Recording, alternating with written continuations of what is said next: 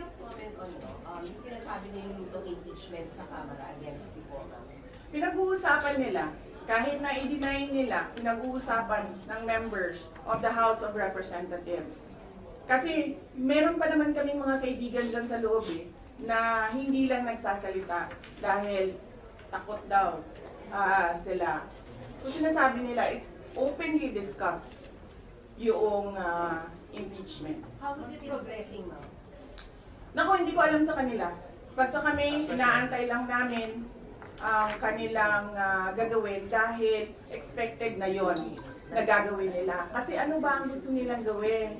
Gusto nilang pabagsakin ang pamilya Duterte sa politika. At hindi lang siguro politika, sa personal din. Dahil sinama nga nila yung asawa